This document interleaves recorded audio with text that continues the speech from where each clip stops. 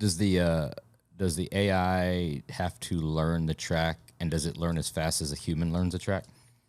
So it's interesting. It's been a couple of years since I've worked with any of their cars that go do track day stuff, but they have it like there's no human input in terms of what. So there's no cheating basically. There's no tweaking from the students or me or anybody else to make the car go any faster than it would go on its own. So basically, they go out and they one of the students will drive the car around the furthest leftmost edge of the track and the rightmost edge of the track. So that basically establishes for the car like this is the domain of space that you're allowed to use.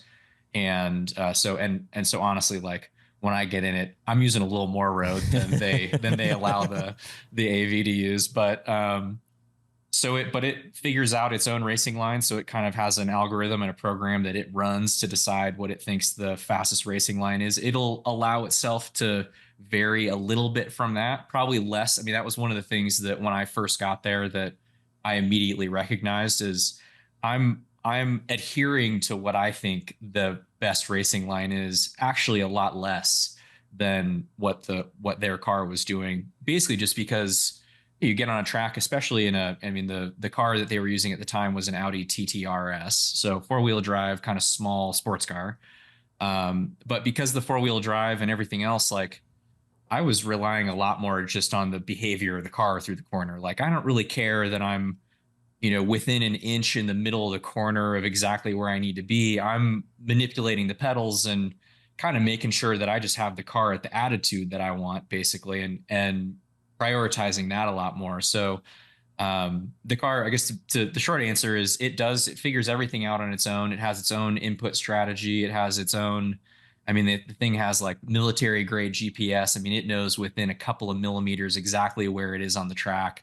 It can make, probably thousands more adjustments than I would, in terms of no, really, it's interesting. I mean, you really end up realizing with these things how much information it has about every little thing that it's doing and can kind of use that to figure things out, maybe certainly in a different way than I do. It made me think like, man, is there more that I could know about what I'm doing out on the track? Like, I feel like I'm totally just winging it here, compared to the way that it was approaching it. But there was no setting or algorithm for like how big of balls that the AV can have, right?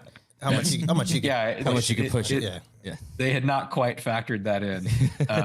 So, maybe that was one of my lasting influences on it. Yeah, for sure. Initially, it was an advantage. Yeah. On the GPS side, I wonder what happens when that goes wrong. Like, an iPhone, you're driving along, and all of a sudden it puts you like above a highway, or it puts you like over the ocean, right? They probably have a little bit better satellite link. Well, than what we're able to sometimes things go south. Were there any little mishaps out there?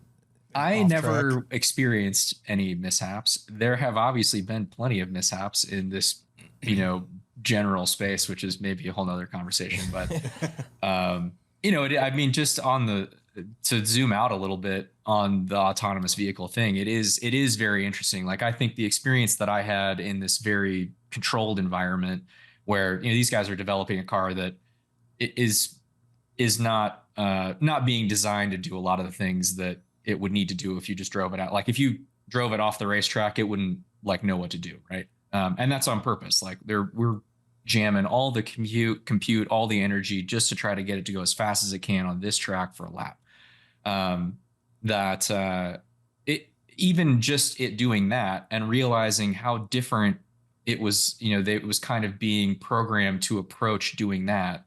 Like it was being programmed to approach building the fastest lap time by being able to know all of this stuff about the surface it's on, the track it is, where exactly it is on the track, and as a human, you perceive a lot of those things. Like you're using your eyes and your senses and whatever to kind of roughly gauge where you're at and all of these things. But I don't know exactly how much brake pressure I'm applying at the exact spot for this corner lap after lap. Like you're treating all of those things with a little fuzzy edge around them and kind of adapting a lot, along the way. And I think that that's an interesting I found that to be sort of an interesting little microcosm of some of the crazy things that are happening with AVs out in the world. There's been Cruise has been in the news a lot lately for some accidents and incidents they've had in San Francisco, and blah blah blah. And it's kind of like, well, if these things are being designed to operate in a world that they can know everything about, then they're just never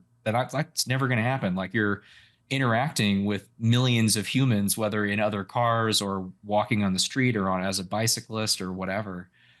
So it's definitely, it's a pretty wild, it's a wild thing that's even happening in our really generation here anyway. But do you see an interesting thing to get a little insight into any of that technology potentially in the next 10, 15 years of being any type of benefit to a race team to utilize that for any type of testing or learning, anything like that, short of, just putting a driver in and thing? I don't know. It's probably just like the shot guy that doesn't want the driver to tell him what the car is doing wrong. Oh. You do, what's an actual? Yeah. He's like, I'm a fucking computer. I'll tell me exactly. So I'm not listening to this guy. That's definitely a thing already. The